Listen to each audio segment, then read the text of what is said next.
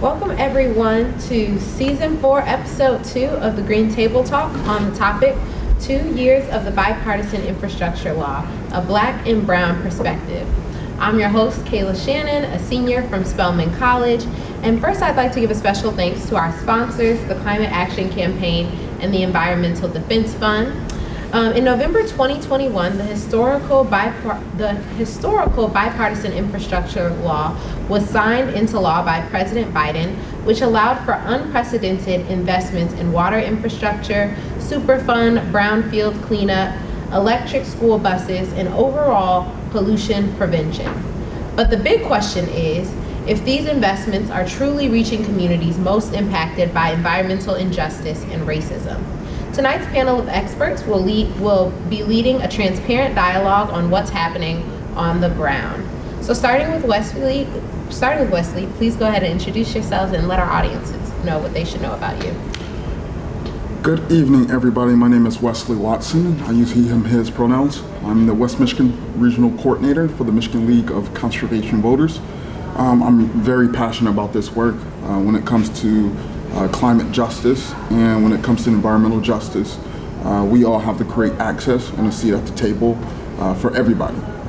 We must open the doors, and we also must give opportunities where we could transform our community and also educate our community on these very important issues so we can have a very long, sustainable life.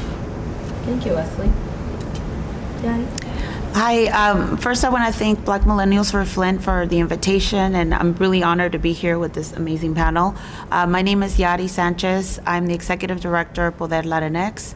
We're a civic and social justice organization dedicated in building political power for the Latinx community to win on economic, environmental, and immigrant justice.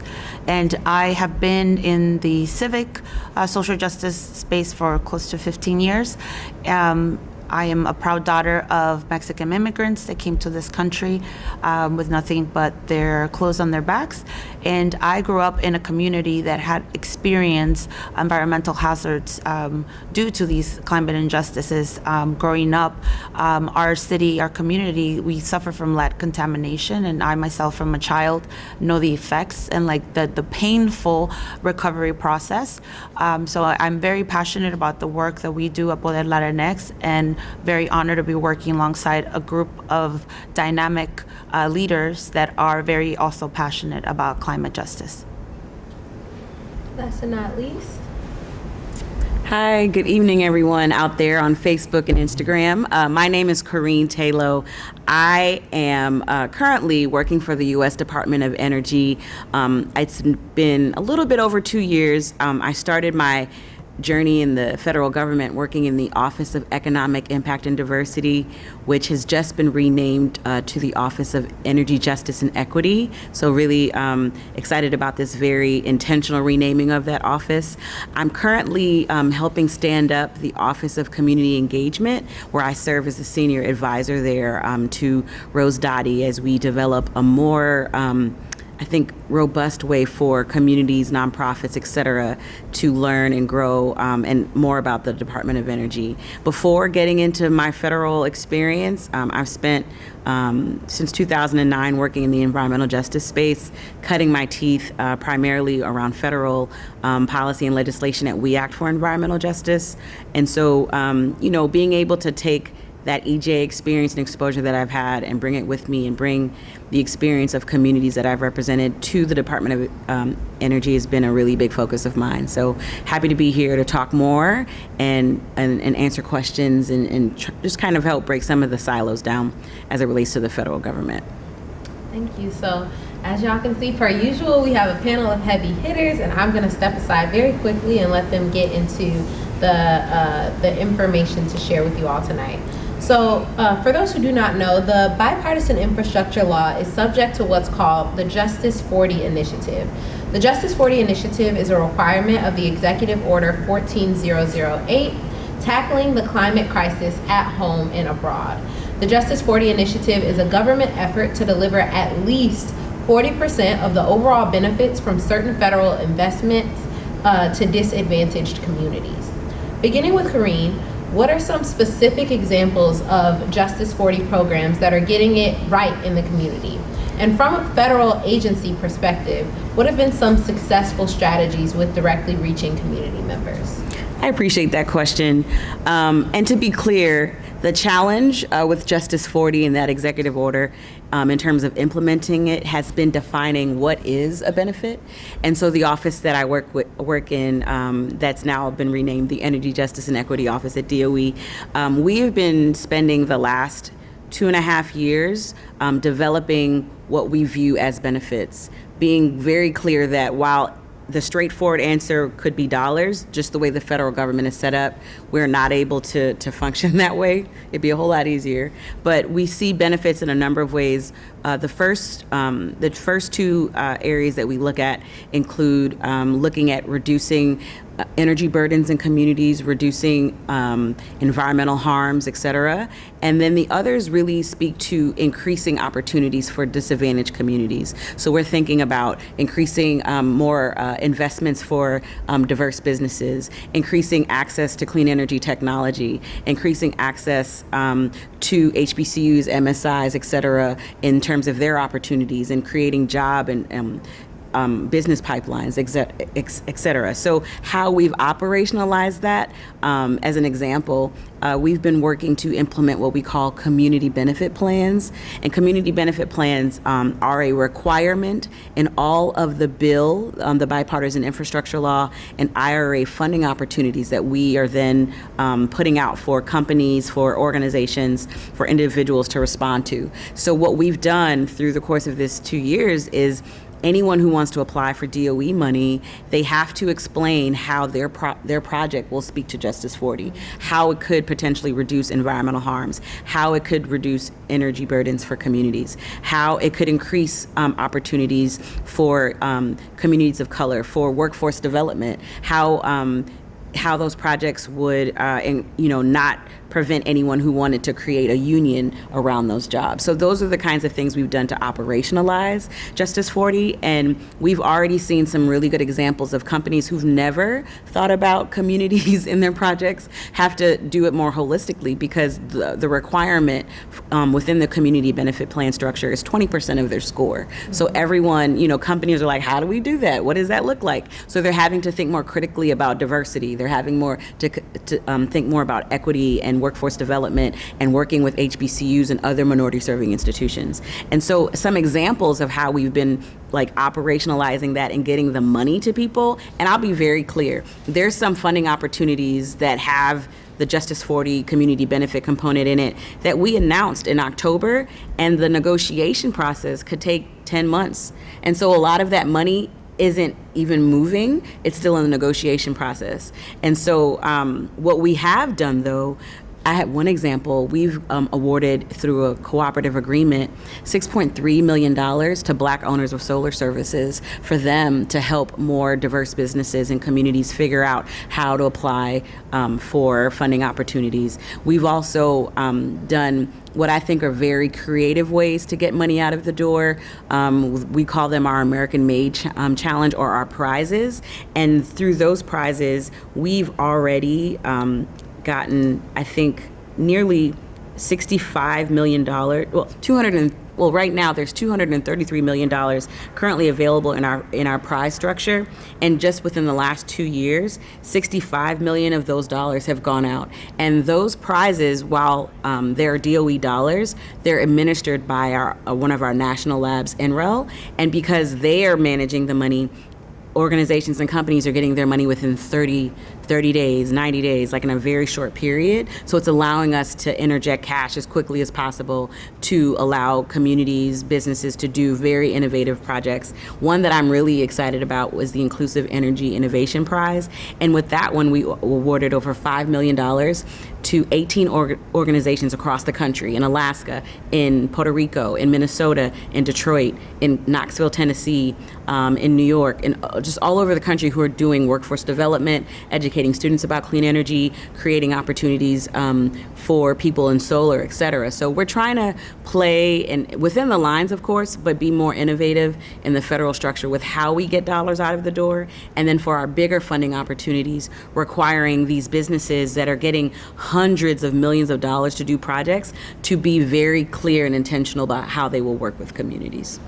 And I really appreciate that, because as someone who works at the community level with the grant funding, I recognize the difference that the restrictions and requirements of a funder makes for a company and an organization.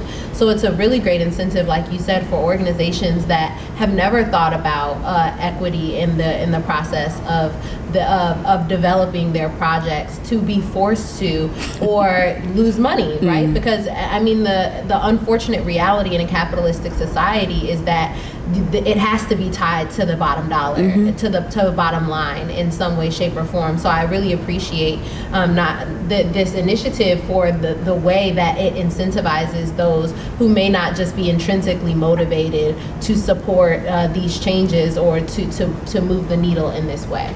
So as a follow-up to Yadi and Wesley, from a community organizer perspective, right, what projects have you seen on the ground coming from the Bipartisan Infrastructure Law?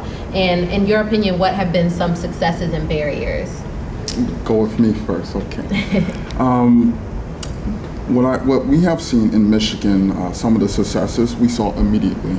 And I want to take a step back for a lot of organizers to get to the Bipartisan Infrastructure Bill. It was a long fight to get there, and I really appreciate all the organizations, all the community organizers, all the volunteers that kind of helped get this bill across the finish line. While in Michigan, while we were fighting for that bill, we had another crisis break out in our community in Michigan. In Benton Harbor, in the state of Benton Harbor, which is in southwest Michigan, there was a lead water crisis that happened. And so the lead water crisis happened in the fall of 2021, during the heart of the negotiations. The EPA already awarded the city of Benton Harbor to replace lead service lines and to provide help. But with the Bipartisan Infrastructure Bill, it allowed for the funds to get to the city where they could immediately start replacing those lead service lines. So I believe the infrastructure bill was signed in November, in late November in 2021. They would start replacing lead service lines immediately in December of 2021. And that's from the funding from the Bipartisan Infrastructure Bill. Also in Michigan during that time, our legislators were negotiating a Senate bill called Senate Bill 565, which is the largest water infrastructure investment in Michigan history, included $4.7 billion in improving our water infrastructure. We know that everybody deserves access to healthy, clean drinking water. And so this Senate bill was very powerful, and $1 billion from the infrastructure bill was included within that $4.7 billion water infrastructure bill. That includes $750 million in protecting families and young people from lead contamination, other dangerous contaminations, PFAS, copper, and other chemicals. So when we look at the impacts was immediately when it comes to cleaning up lead, removing lead service lines, and also when it comes to fighting and tackling PFAS contamination as well. Thank you, Wesley. Yadi? No, yeah, I definitely would echo some of these great successes. I would say that it was truly historic. BIF, the level of investment we'd never seen before, 1.2 trillion, and also the timing. We can't forget that the climate crisis is irreversible. Like, we can't reverse and go back in time, but we can mitigate the impacts and prevent them from getting worse. So the timing, I think, is just that's a success in itself, but it's the base, it's not the ceiling. From here, we had a very low to no base, and the Biden-Harris administration really set a good base that we need to continue working and lifting. Definitely, it was great to see the Justice 40, that initiative that we see through many legislation that gets passed. Often communities the most impacted are not the first directly benefiting from these legislation. And it was really great to see Justice 40 initiative through an equity lens. And I would say, even though it's 40%, we could always go higher, because I always want more for our communities, as 40% is not the impact. They have been at the front lines, taking more than 40% of that front. On some of the areas where I still, we've been seeing some challenges. First, I want to start by acknowledging that this is historic. We've never had projects like this before. With that being said, we have a different group of appointees, folks that are working on implementing these projects as fast as they can, and they really need more community input. They need diverse and different voices, because it can't be coming from the same group of folks. And something that we're seeing is the community engagement really needs to go broader and deeper. We need to be thinking of, it's like we do with organizing. We need to have canvassing, phone banking. We need to have cafecitos, have gatherings where we're sharing this information, because we just closed up our GOTV program on Tuesday in 4 different states. And what we were hearing from our community members at the doors is folks didn't know about BIF. They didn't know about IRA. And it's a true shame, because they have not seen, and they're the ones that are going to benefit the most, as folks that are more directly impacted. So definitely going deeper and thinking of the implementation phase through an organizing lens, I think would help us tremendously. I would say also another barrier sometimes is cultural and linguistic. It's not a one-size-fits-all type of approach. We need to, when we think of communities that are mostly impacted, we need to really create separate plans and really target them, focus on engagement through a cultural and linguistic lens. And in the sense of the Latinx community, we have to be thinking Spanish media, we have to be thinking radio, we have to be thinking that some folks don't get email notifications where they get these fact sheets of all the amazing progress that we've seen. I know folks like myself benefit from those, so keep them coming. But we really need to find more ways to engage the community. And I would say also another barrier is time. Time is not our friend. We have an upcoming presidential election, and we need to have community members' stories. We need a story bank. We need folks that have gotten solar panels, that have seen the impacts and the change in their pocket. We need stories of folks that maybe, for the first time, they may be drinking clean water. They've never, been focused on really cleaning up all the infrastructure, the pipes in their homes. And we can't forget that many of these folks are renters. So definitely always continuing to think of all the voices that get left out, like immigrant communities that might often not even think they're eligible for these benefits because they're coming from the government. So that's where a lot of the deeper engagement needs to happen to all communities. I really appreciate the points that both of you all made. Of course, about the successes, and being someone from Michigan, I recognize the struggle that we've had throughout the state with getting safe and clean drinking water. And to your point, Yadi, that this is just a starting point, right? Mm-hmm. That this is something that community organizers have had to fight for over time, right? But that there's still work to do, right? That there's still more that we can continue to do to innovate this process and ensure that the implementation of the law, because the law is only the beginning, right? That even though all of this work had to occur in order to get this bill passed to begin with, now there's so much more work to do to ensure that it is implemented and executed effectively and in the way that it was intended. And to your point, as far as the diversity of outreach, I implore those listening to make sure that you share this, right? That you make sure that somebody in your community, somebody in your network gets this information, because it's incredibly important that folks are informed about the laws, especially those that are meant to impact their communities directly, so that you can hold accountable your elected officials, right? Like, that is our job as an electorate, to hold our elected officials accountable. So please be sure to share this information with those throughout your network. To your point, Wesley, as you were speaking about lead service line replacement, it's a significant investment coming from the Bipartisan Infrastructure Law. Just last week, the White House and the Environmental Protection Agency hosted the GLOW, which is the Get the Lead Out initiative, which highlighted various lead service line replacement projects from across the country. And they announced that the EPA will partner with 200 underserved communities, helping them identify lead service lines in their communities, develop replacement plans, and apply for funding to get the lead out. While this is a move in the right direction, one of the recurring challenges voiced during the convening is the challenge with getting landlords to buy into lead service line replacement programs, which creates challenges for renters who are largely Black, Latinx, and experiencing economic challenges. There is not a federal requirement requiring landlords to consent to lead service line replacement at this time. So again, going back to Wesley and Yadi, from a federal policy perspective, what should Congress do to create more equity and access to lead service line replacement programs? I'll go first. I will say that Congress and also other departments of the federal government have to create more programming and funding.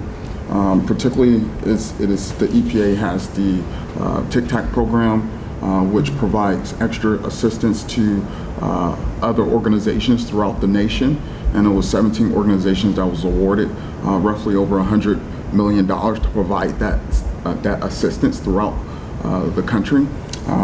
We would love to see that funding increase and also create more opportunities for other organizations to participate within that. One of the organizations that we have in the Midwest is responsible to cover basically the whole Great Lake region, and that region is so big, and it's so many contamination sites, and it's so much an environmental apartheid that's happening throughout that whole region. One group cannot do it alone, so we need more funding and more opportunities to bring other groups and other people to the table so we can have access to that.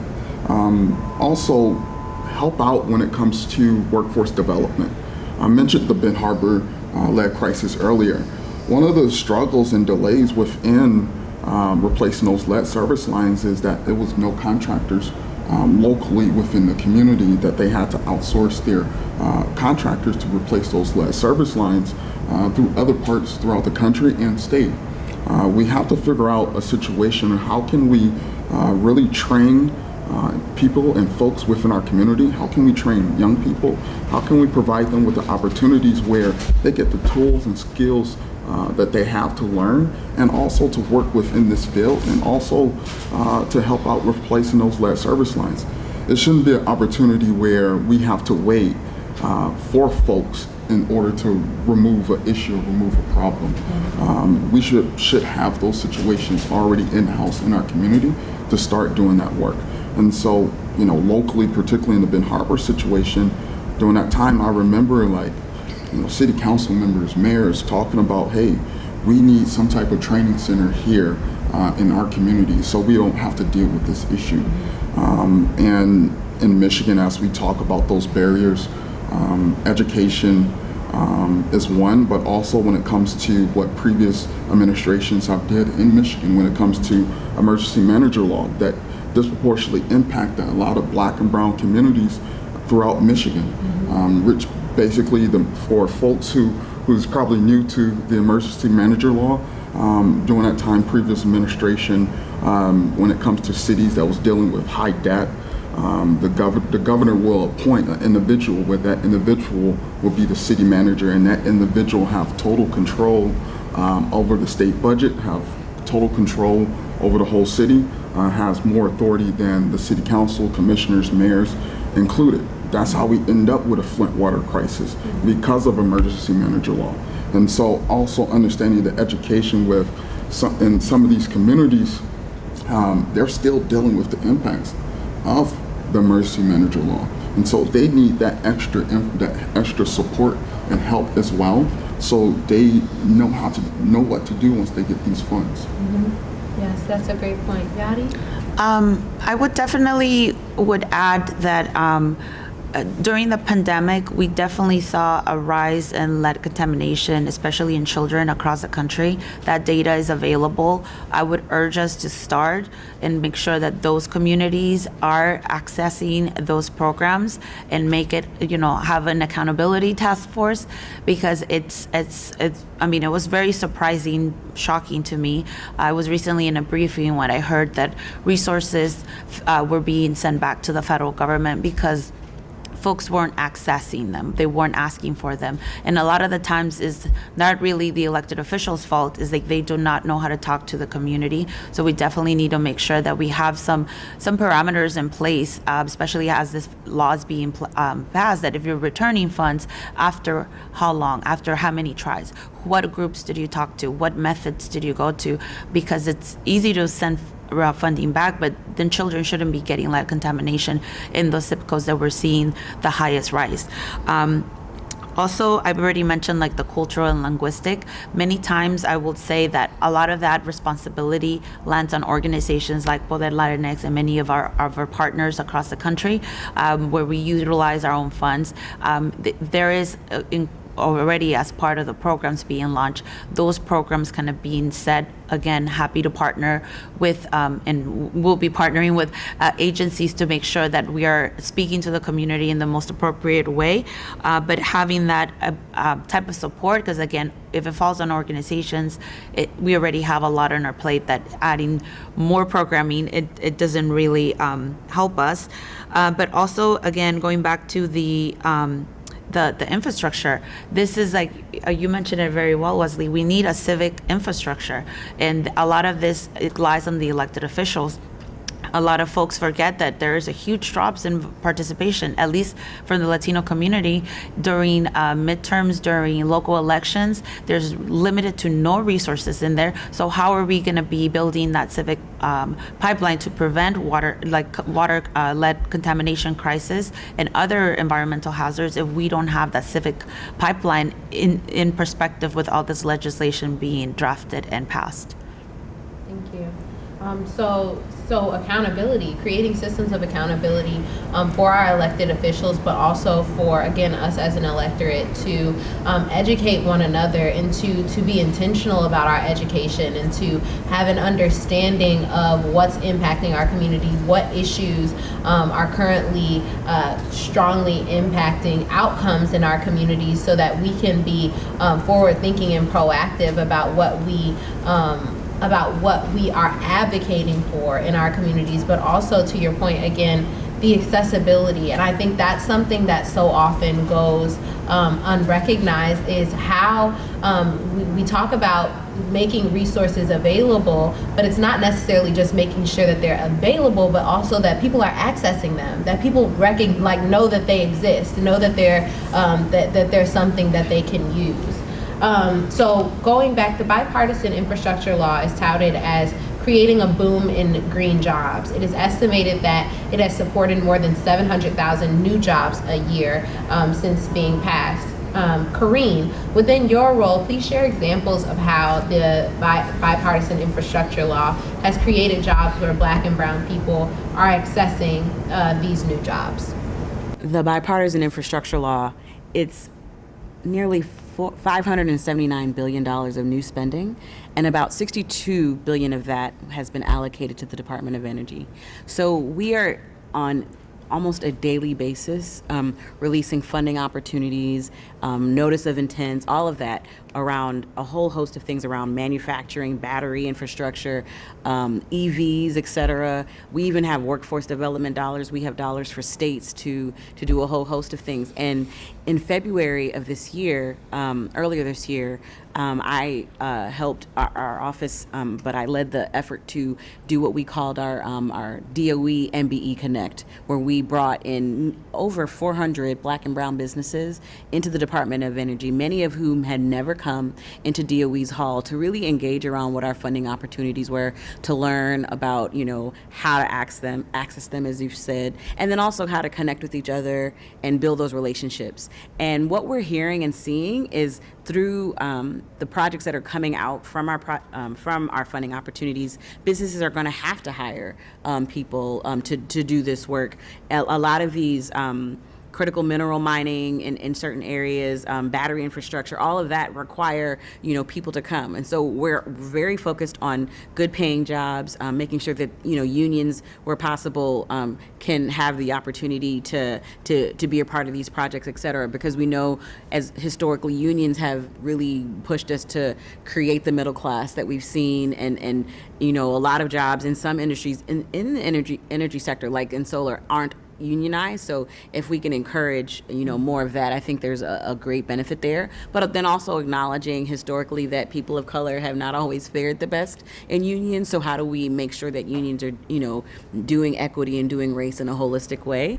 But in terms of like real jobs, I've met so many companies that are taking advantage of the dollars that are coming down to the states and being able to be a part of projects and bidding for projects at the local level. And just to be clear, as I said before, so much of our money is like sitting and waiting to be negotiated to go out, but states who have received what we call formula funding have already started having their requests for proposals, and a number of businesses of color that I know have been applying and have been successful in terms of not only being a prime, which means the first person applying, or being someone that's like a subcontractor who is working under another company to benefit from that. So while I don't have specific numbers, I do have very clear examples of people that I've seen who talked about the benefits of it. And I think the goal to keep us accountable and making sure that, through the community benefit plan process, or, through how we do engagement and even provide technical assistance to companies.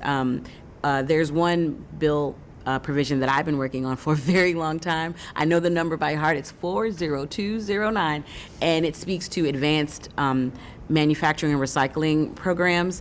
And we've even offered technical assistance to companies who have yet to apply but will be applying, and within that pool are a number of Black and brown businesses that are getting help in terms of how to develop their application. And I think that's the biggest challenge for some of our bigger funding opportunities.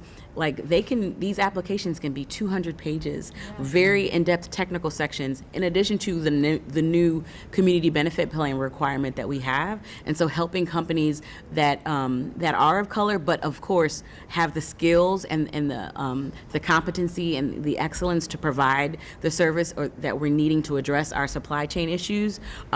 If we can help them and other small manufacturers figure out how to apply, I think we're going to diversify the pool of businesses that can benefit from our dollars. Yeah.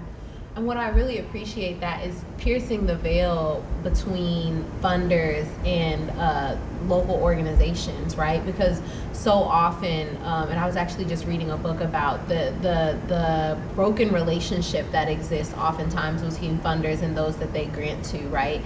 It's oftentimes very transactional and not relational, not based in equity, not based in an interest in making sure that the work is not only done well and is completed, but also that those that are doing the work have an understanding, right? And so I so appreciate what you said about bringing in these Black and brown organizations to actually have real conversations about what funding is coming out and how you can access it. And not only that, but being there and being present throughout the process, because so often it's extremely daunting. First of all, federal funding in general is daunting for most organizations, right? For organizations that actually have the capacity or have been receiving federal funding, for even them it can be daunting. So only imagine for smaller entities the struggle that comes with, even though that this is something that is targeted toward their organizations and their communities, the struggle that can come with that. So I really appreciate the work that is being done to ensure that they have access to the resources that they need. Could I add one more thing? Of course, please. To that point about like how daunting it is. I had mentioned it earlier, but the prize mechanism that we use, the American Made Challenges, for applicants there, they don't have to have, to do any federal work, you have to be registered in like SAMS.gov, you have to have what's called a DUNS number, and that's a very laborious process. It's technically free to apply, but there are people who even charge people how to do that. But the prize and the challenges, you don't even have to have that in place. And it allows recipients to then develop like that past that past experience of working with the federal government. And then I've seen so many instances where, organizations that got $250,000, within 90 days for a project then leverage that relationship and that experience to then go after other federal dollars, because it shows that they have credibility, it shows that they have experience, and that they're worth investing in. And I've seen so many instances of that where groups that were part of the first prize I mentioned, the Inclusive Energy Innovation Prize, once they received those dollars, they went on to get money from other DOE offices or from the Department of Labor or from EPA, et cetera. So, we get that it's hard. I don't know how to, I can tell you how to do it, but I've never done it myself. But these prizes are like 10 pages long, a video, a slide, very, I've seen people enter with their own videos in the car, so we're really lowering the barrier and walking people through and getting them in the door so that they can start biting off the bigger chunks now that they have that experience. Because sometimes it can seem counterintuitive, right? That like, in order to get in the door, you have to be in the door already, right? Yeah. In order to get in the door, you have to have an understanding of the room that you've never stepped into. And so it's very important to create that, once again, going back to accessibility, to create that accessibility for these organizations that we're targeting. So going back to Yadi and then Wesley, from a community organizer perspective, what are the successes and challenges that you have observed with Black and Latinx people accessing high-earning green jobs? I could start. Definitely, some of the barriers is often, especially in the Latinx community, when it comes to green jobs, is training, is certification on specific trades. It's also, like, to be honest, kind of breaking down the assumption that in order for you to get these green jobs, you have to be an engineer and have only engineering background, is really breaking down those barriers and just doing outreach, because we do know something that folks, a diverse pool of candidates is not going to just automatically happen. It has to be intentional. It has to be thoughtful. And that's where we need to partner with a lot of these agencies when these jobs are being recruited for, to make sure that we create these town halls opportunities, these resource fairs. And we have done this.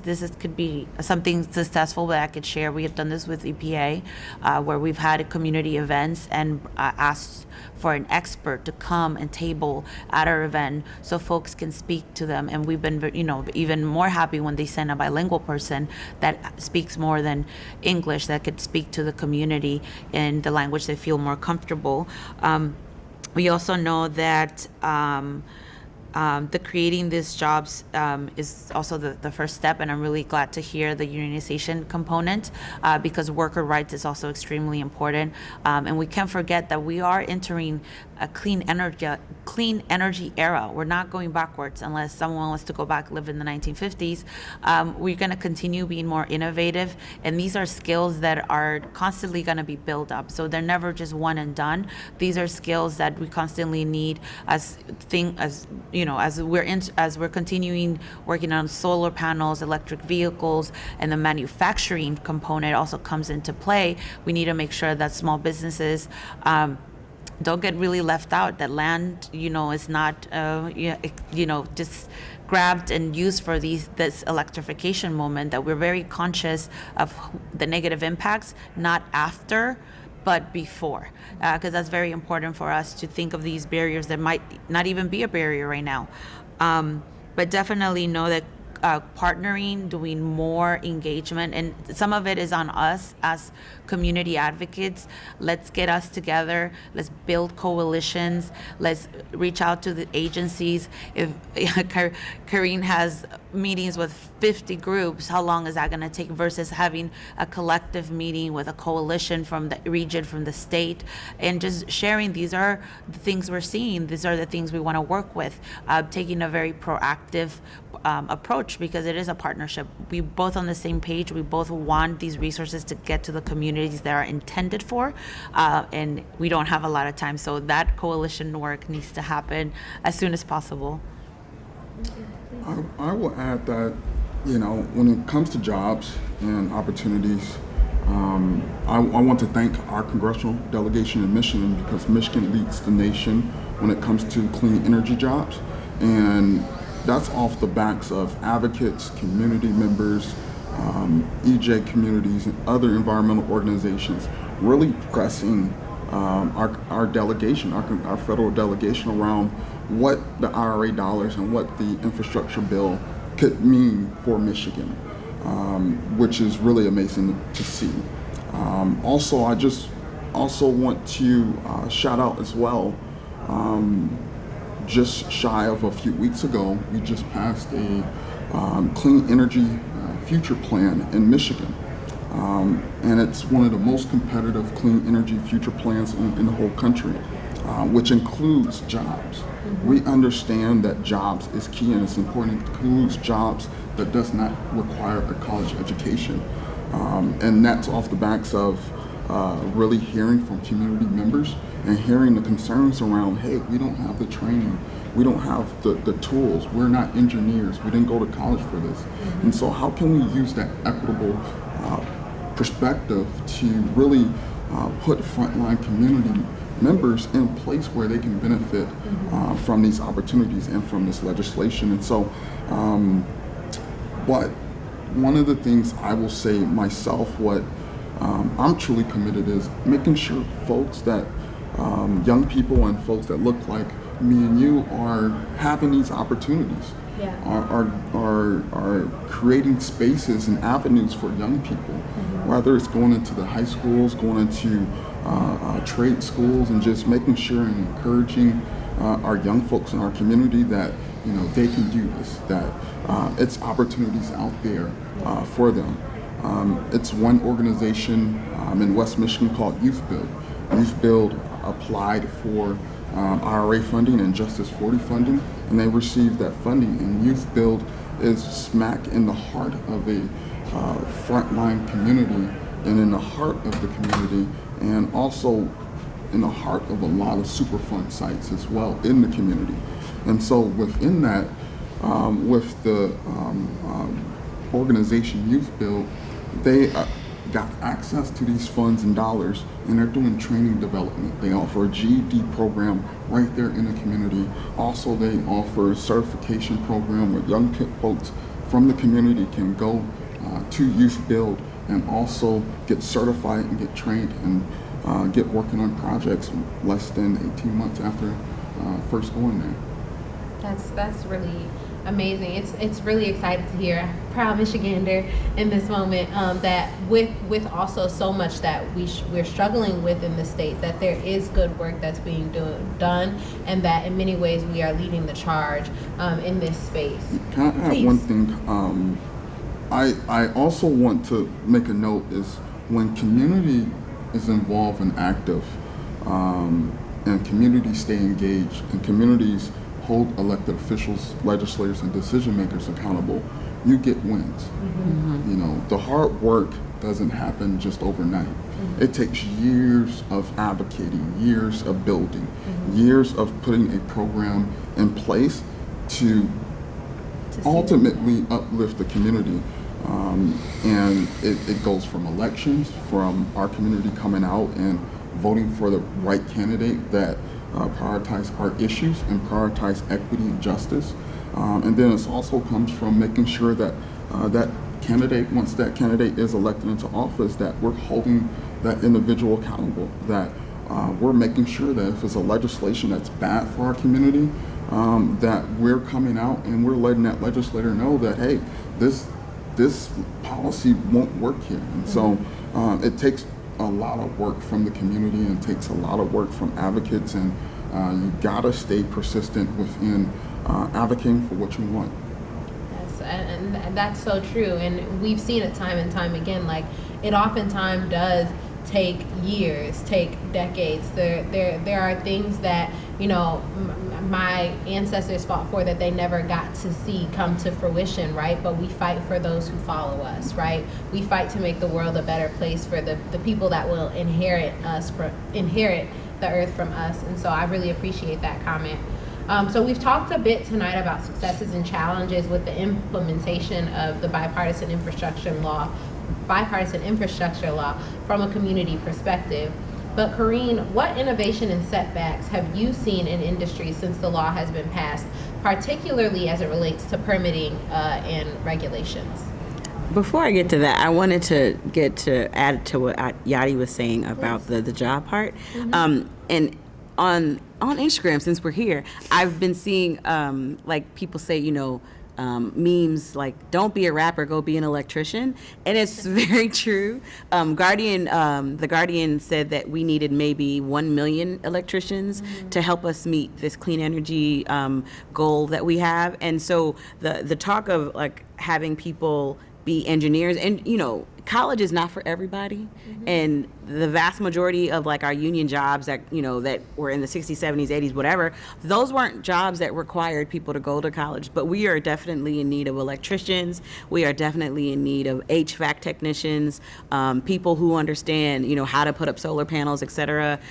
Even coding for the EV charging stations. Like there's so many different careers that are attached to everything that looks clean or green or whatever, and they don't require a college degree. And so for those listening, or as we advocate for communities, let's dispel the myth that having to be an engineer is the only way to be a part of it. And for every company that runs normally, whether they be an energy one or not, you're going to need accountants, you're going to need people who understand marketing, you're going to need people who understand law. So there's so many ways that whatever you're doing can still be connected to these companies that need to exist for us to push where we need to go.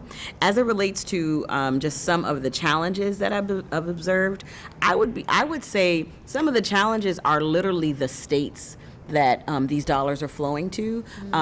In the federal government, Congress has us do what's either called formula funding or competitive. So formula funding is every single state is getting a specific allocation based on their size or population, et cetera. There's a way to calculate that. And there's some states who literally have dollars that we're going to give them, and they say no. They don't want that money. So for whatever, infrastructure issues that's happening in that state, or energy need that could be there are even issues, or like I was on a panel yesterday and someone was talking about water money that EPA has, that there are states that are saying no to it. Like, just because the federal government has every intention to do it, a state, if they don't agree with that policy, or if they don't see any benefit in addressing climate change or addressing water issues, will say no to money, or they will take money and then they will use it in a completely different way that it was intended. So I think that's one barrier. Another barrier too, just in that same line, we have what's called our Energy Efficiency Conservation Block Program. It's like EECBG. It's too many letters. The government, they do too many letters. But right now, there are 350 local cities and counties and tribal communities that have not even applied for this money that they would just get if they apply for, because it's done through a formula. So they're supposed to get it. So like we've had to extend the deadline. I think they're extending it. What is now? It's like, I think they're extending it to April for some localities to get, but 350 communities could get $80,000, $200,000, depending on their size. And that money could really make a difference in terms of helping communities learn how to, save money on their bills and do a better job with their energy efficiency. So I think that's one barrier.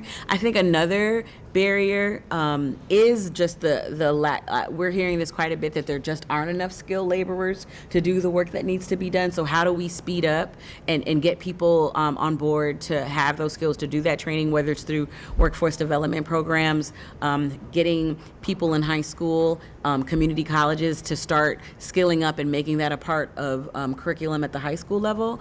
And then I think another challenge too is so much of what we require to do clean energy has not been manufactured here in the United States. The vast majority of like solar panels and critical minerals that are required for EV vehicles are found, solar panels are made in China. So that's an issue around like the taxes and the tariff that's associated with that. But that's a whole industry where those jobs aren't existing here. Critical minerals, that there's an environmental justice concern too about how some of these countries abroad are getting the cobalt or the other types of minerals that we need to make these batteries, and so that's an environmental harm there. So as we bring some of those industries back to the United States, how do we do it in a way that's protective of those communities where these mines are going to be? How do we do it in a way that's humane, that isn't going to pollute their water? Mm-hmm. So I think those are some of the issues that we're constantly trying to grapple with. And the challenge will be the speed that the federal government wants to move versus the speed and understanding that a community might need to understand what's going on and then not feel like they weren't informed or they weren't included or they aren't being harmed, I think will also be a challenge too. Something that really stuck out to me while you were speaking, and I think several people have spoken to this, is the importance of connecting with youth about what we will need in order to create a more green future, right? When we talk about job opportunities, and to your point, the fact that we as a society are growing away from this pipeline where like you have to have a degree in order to be successful, right?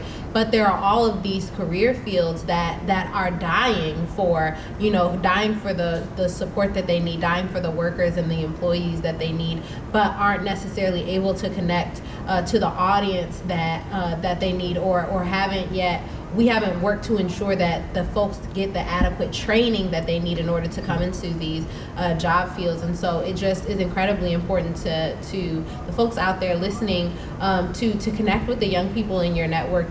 We're talking about job opportunities, not even just the young people, but the folks in your life that are looking for a direction, looking for opportunities, looking for how they can be impactful in their communities, and maybe aren't necessarily interested in becoming an engineer. There are so many different ways that you can approach being able to support with addressing the environmental disparities that have been created even generations before us. Please. I just want to talk a little bit about, as we talk about jobs, this is big, and also this is personal. I'm originally from Arkansas, and my grandfather migrated to Michigan during the 50s. And he migrated to Michigan because there was jobs in Michigan. A lot of families from the South migrated to the Midwest for those automotive jobs. And this is our opportunity that they had back then. This is our moment to innovate and be present and have a seat at the table when we have a shift that's about to happen when it comes to clean, renewable energy. These jobs and these opportunities is major. It was life-changing for a lot of families during that time. And somebody mentioned earlier about the middle class. Those jobs built the middle class, which built and ran our country. And so when it comes to these jobs, yes, college degree is important, but you don't always need a college degree, because a lot of folks that was working in those plants and in the automotive field didn't have a degree at all, and they made as much money as anybody in their community did. So this is very important, and as we talk about the opportunity we have here, we have to capitalize on this opportunity immediately. Yeah. So we're coming close to the close of today's episode, but we always like to leave folks feeling empowered. So our last question, and I'll ask each person to keep their comments to about 2 minutes. Why should there be ongoing advocacy for permanent funding to address the nation's infrastructure crisis? And then also, if you have any further comments that you want to make sure that our audience hears before they hop off, please feel free to add that as well. So this is supposed to be like the uplifting answer. Yes. I will say that in order for America to be what America is, we need to upgrade our infrastructure on a regular basis. It's like getting an oil change in a car or going to your annual physical. Every individual supposedly supposed to have an annual physical once a year, and you're also supposed to change the oil in your car whenever they tell you to change it. But if you don't change the oil, you can have gas in it, but if you don't change the oil, when the oil runs out, then the car cannot function. And so when it comes to American infrastructure, it is the same way. We have to consistently improve and upgrade our infrastructure time and time again. It shouldn't go decades, 50, 80 years without upgrading their infrastructure. I spoke about the Ben Harbor situation a lot. Ben Harbor water infrastructure was the same water infrastructure when they had the crisis that they had in 1920. And so as we talk about improving our water infrastructure, we need to improve our infrastructure on a regular basis. And also within that, we also must hold our elected officials accountable when it comes to if we see crumbling infrastructure in our communities, we must hold those decision makers and those lawmakers accountable to improve the infrastructure as well. And also, I would just add that get active, get involved, and bring somebody with you. If you're going and you're excited about this work, bring somebody, invite a friend, invite somebody within this work as well, because I will tell you, being in this field, it's not that many people of color within the environmental space.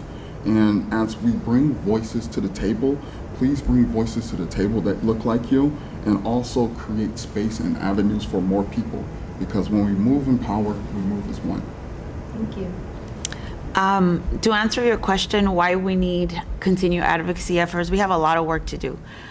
This is a great step forward. It's amazing investment, historic, but there's a lot of work to do. And the work that Poder Latinx focuses on year-round civic engagement, there's a reason for it. And we have elections every year, not every 2 years, not every 4 years. Arizona is a great example of why these advocacy efforts are so important. On April 2nd, there will be a special election for utility board. And the system is very antiquated. It's very, very undemocratic, where voters is not one vote, one person. It is votes based on only landowners can vote, and based on acreage. So folks that have more land get more votes than folks that don't even own any property. They don't even participate, even though renters pay utility bills.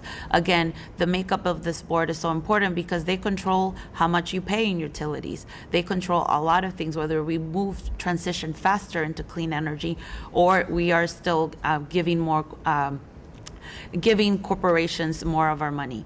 So it's extremely important. Elections have consequences at all levels. It's not just about the president, it's not just about Congress, it's about every level of government. We want to make sure they work for us and make sure that we elect champions that are going to be fighting for climate justice, and they're going to be having our communities front and center, not an afterthought. So I would urge folks, there's a lot of work to do. Get involved, join a campaign. I'm promoting Black Millennials for Flint, Poder Latinx. We have our Eco Poder program where we work on these campaigns across the country. We're in 6 states, Arizona, Florida, Georgia, Washington, California, and Texas. Join us. We need more folks to help us out, especially in this upcoming 2024 presidential election. We need you to help us get folks registered. We need to help us go out and vote. We're gonna need tons of volunteers. So it's an exciting time to be an advocate. Join us. We march, but we also vote. Thank you.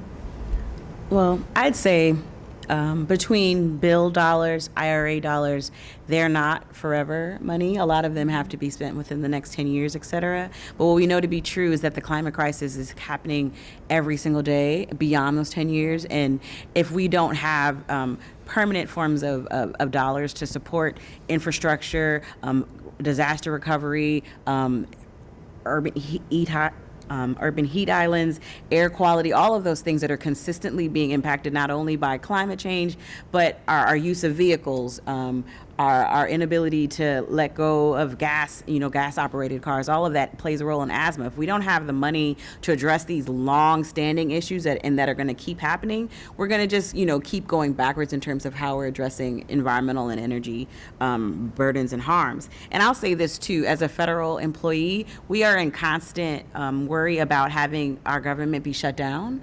And that also plays a role in our ability to do our work well. But there's also this conversation around negotiating bill and IRA dollars out to get a proper budget. So advocating, for members of Congress who want a full operating government sounds great, and a budget. How about that? We need a budget. All of those things play a role. But I'll say this, and this is my personal thing. I would love for us to get to the day where we have trains in more parts of the country outside of the Northeast, outside of California. I love not having to drive places, and having more mass transportation not only gets us, out of cars and not using gas, but it moves, people who can't afford to have cars, who need to go to school, who need to go to work every single day, and don't have, aren't able to rely on, dependable mass transportation. So there's this whole corridor of our country, literally the middle, outside of DC, outside of the Beltway, outside of Chicago, even the MARTA in Atlanta only goes in one direction, but there's so many places in the middle that you have to drive everywhere to do anything, to get groceries, to go to school.